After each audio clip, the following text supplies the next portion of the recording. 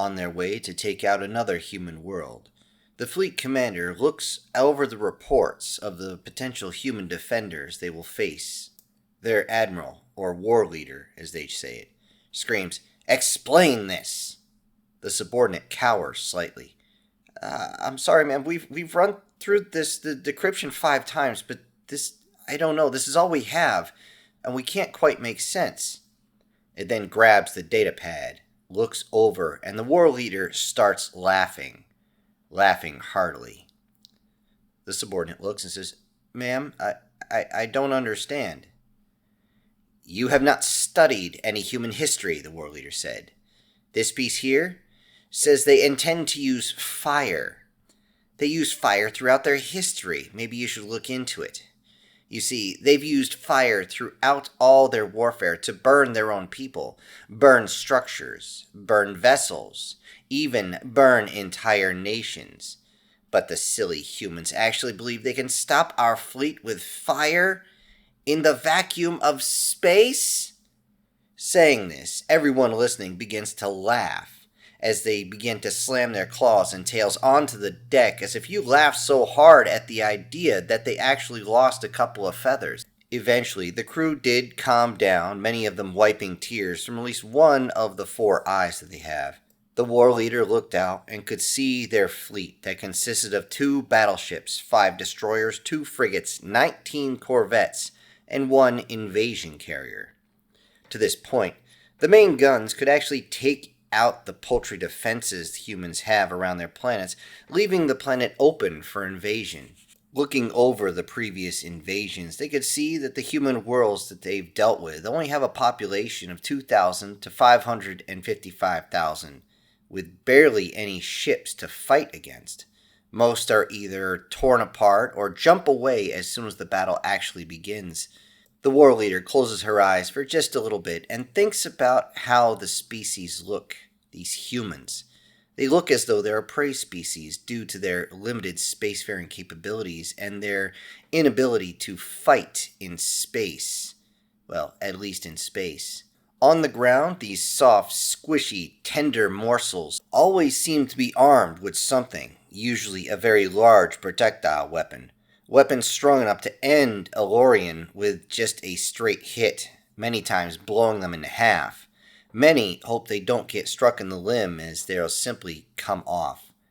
Most do not actually touch these human weapons as they are so uncivilized. There's also the fact that a Lorian has accidentally discharged said weapon into another Lorian or herself, which is another reason why they don't pick up these weapons afterwards, even though their techs say, "Oh, it's perfectly safe." The humans will fight with anything they can reach, even dirt, grabbing it off the ground and throwing it into a Lorian's face before jumping at them as though they're covered with amphetamines. All this while screaming obscenities in whatever language they choose as they simply thrash around trying to take down a Lorian. Due to this, it is now common practice to destroy all population centers from orbit. This will mitigate the humans from actually retaliating on the ground, and, well, who needs a human population center anyway? The war leader chuckled at the thought. Upon reaching the next target, the Lorians see that the humans have brought more ships, at least more ships than last time. Good, the war leader thought. The greater the number, the greater the glory, and the spoils. As the Lorian fleet begins to form up into formation, they notice something. The human ships are not running. The war leader thinks to herself, "Did we just find their homeworld?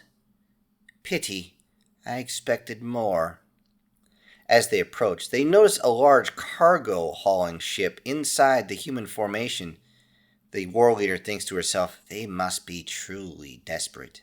A sentiment that echoes in small whispers across the bridge. Priming the main guns, it's standard procedure for the Lorian to demand surrender. Then they fire when there is any bit of hesitation from the other side. This at least holds their honor but allows them to get first strike capabilities. The Lorian fleet commander waited until the cannons were charged and locked onto their targets.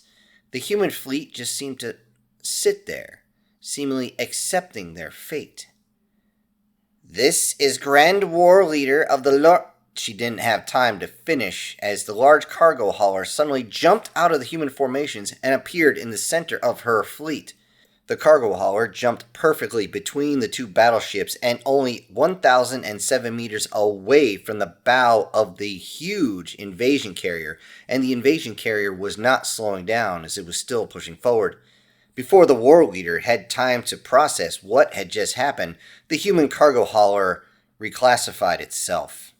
At that same moment, the radio operator looked puzzled as it heard one word spoken from the humans. It was on every single channel at the same time, but one word but repeated. Claymore, claymore, claymore. What?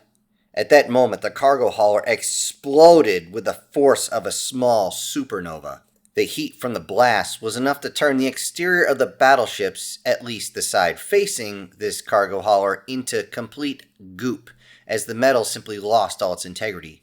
The battleships buckled as hull breaches erupted across the sides of the battleships. The carrier's bow was also melted away, but that was not the only issue. The resulting electromagnetic pulse went through the entire fleet, overloaded everything. Up to 69% of all systems of the Lorian fleet were completely and totally fried. The sensitive guidance and radar systems were completely gone as they're extremely sensitive systems.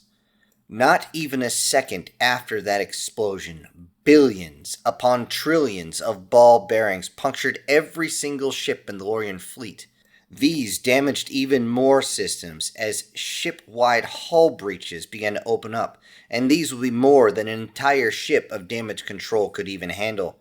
One of the battleship engines, after being struck, not only perforated, but hit with heat, and the electromagnetics went critical and exploded, which did not aid the Lorians in the slightest. The other battleship simply drifted in the void as the power was simply gone. The safety systems had cut in and made sure it didn't actually explode, but now the entire engine room was quiet. The carrier was also done as billions of ball bearings had punctured halfway through the ship, cutting critical components and venting the atmosphere in a matter of minutes. With this much damage, somebody could actually handle it, but they would need power. Without power, the shuttles couldn't launch, which means any of them that were prepped and ready could not leave. Without powers, the doors and hatches could not be closed, which meant that all their atmosphere was now being vented. Without power, internal force fields did not activate at all to hold the atmosphere in, even if the EMP had not shorted out their systems.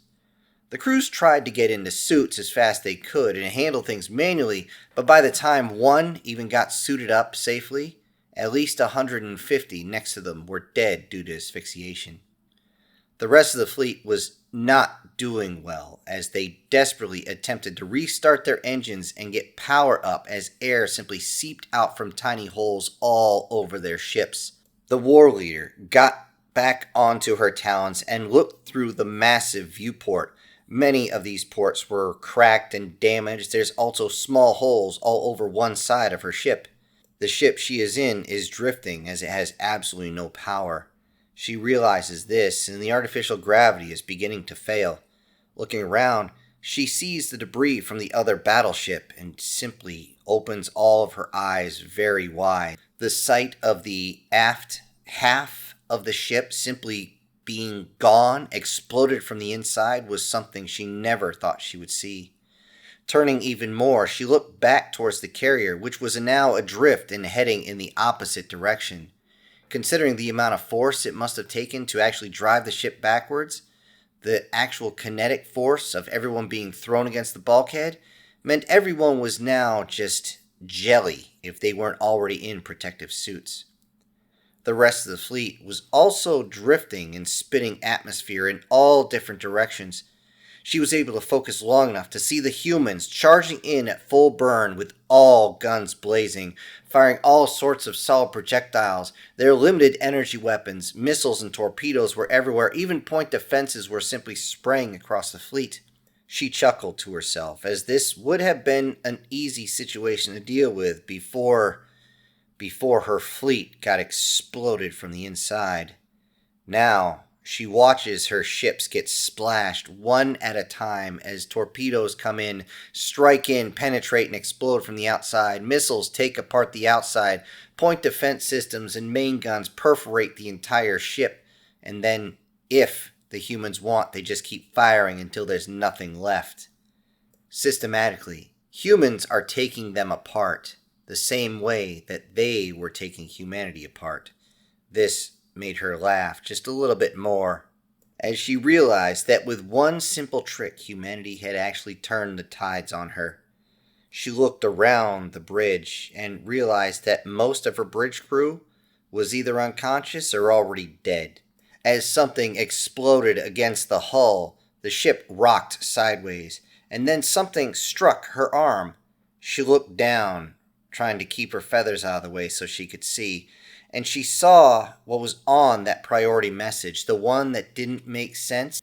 And now, with her realization, she laughed up to the heavens in a cackling laugh as she finally realized why they had tried to warn her.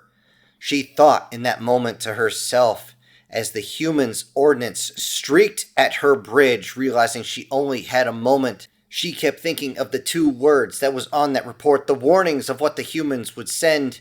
She thought, humans and their fire.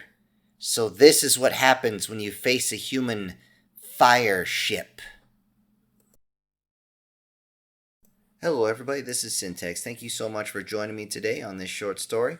Before I go, I need to send out some special thank yous to a few of my supporters, and those will be MTF Guard, Erica Gem, SS Demon, Chris Dixon, Guardian Sage, and Sir. Thank you all so much for supporting the channel. Everybody else, I'll see you on the next one. This is Syntax, punching out.